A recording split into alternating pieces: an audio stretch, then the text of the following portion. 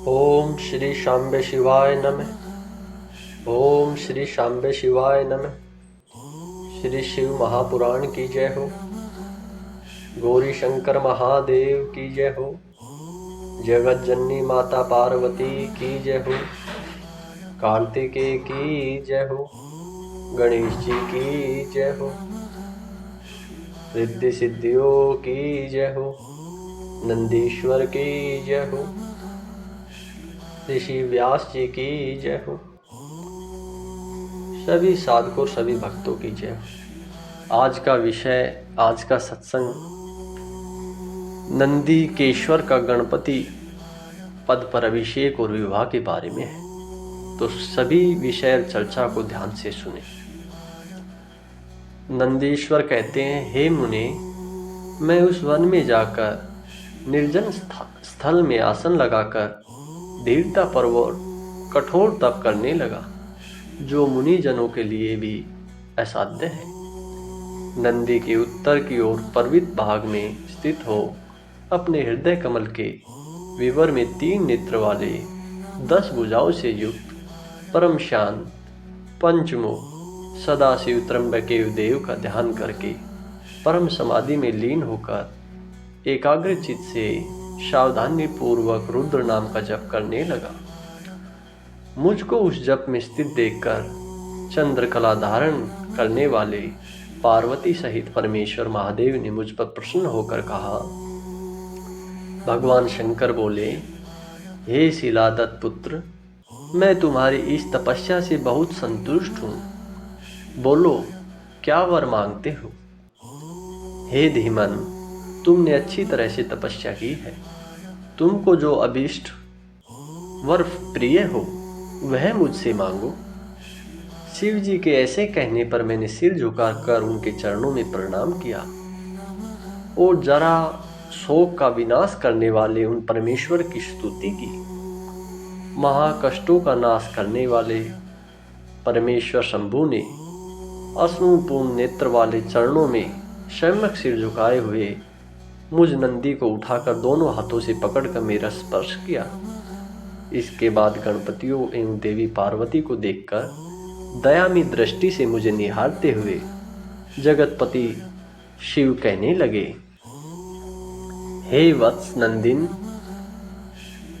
तुमको मृत्यु से भय कहाँ है? मैंने ही उन दोनों ब्राह्मणों को भेजा था। तुम तो मेरे ही समान हो, इसमें संशय नहीं है।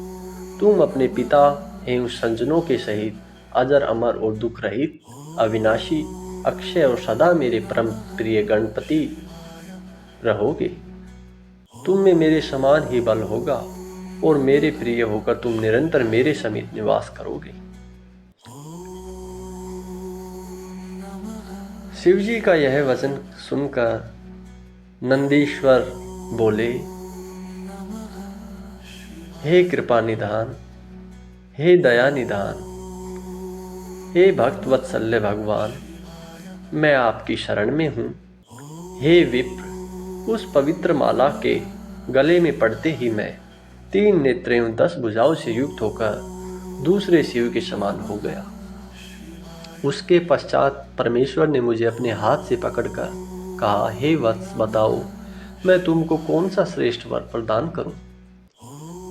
तत्पश्चात वृषध्वज ने अपनी जटा में स्थित हार के समान निर्मल जल को लेकर तुम यहीं पर नंदी हो जाओ ऐसा कहा और मुझ पर छिड़क दिया।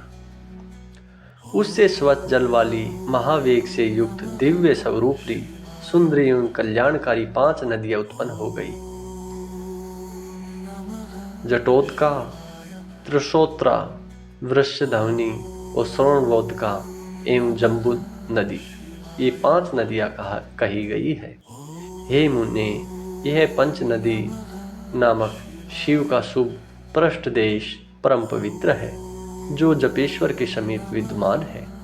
जो व्यक्ति पंचनद में आकर इसमें स्नान तथा जप कर जपेश्वर के शिव की पूजा करता है, उसे शिव मनोइच्छित फल प्राप्त प्रदान करते हैं। इसके बाद शिवजी ने पार्वती से कहा, मैं नंदी को अभिषेक कराना चाहता हूँ और इसे गणेश्वर बनाना चाहता हूँ।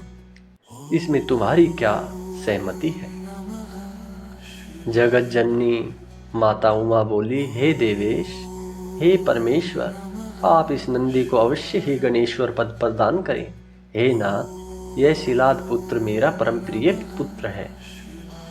इतना सुन के भगवान नंदीश्वर बोले, सब कुछ प्रदान करने वाले तथा भक्त परमेश्वर शंकर ने अपने श्रेष्ठ गणाधिपतियों का स्मरण किया। शिव के स्मरण करते ही असंख्य गणेश्वर वहां उपस्थित हो गए। वे सब परम आनंद से परिपूर्ण तथा शंकर के रूप वाले थे। वे महाबली गणेश्वर शिव एवं पार्वती को प्रणाम करके हाथ जोड़कर तथा विनीत होकर शुभ वचन कहने लगे। गणेश्वर बोले, हे देव देव महादेव, हे महाप्रभो, हे त्रिपुरदन, हे कामद, यहाँ आए हुए हम सेवकों को आज्ञा दीजिए। क्या हम लोग समुद्र को सुखा दें, अथवा सेवकों सहित यमराज को मार डालें, अथवा मृत्यु महामृत्यु तथा बूढ़े ब्रह्मा का संहार कर दें, अथवा देवताओं सहित इंद्र को, अथवा पार्षदों सहित विष्णु को, अथवा दानवों सहित अत्यंत क्षुद्र दैत्यों को बांध कर ले आए? आज आपकी आज्ञा से हम किसी घोर दंड दें, और हे देव, सभी मनोकामनाओं की सिद्धि के लिए आज हम किसका उत्सव मनाएं? इतना सुन के नंदीश्वर बोले, इस प्रकार वीरतापूर्ण वचन कहने वाले उन गणों की बात सुनकर वे परमेश्वर उन गणपतियों की प्रशंसा करने लगे। भगवान शंकर बोले, यह नंदी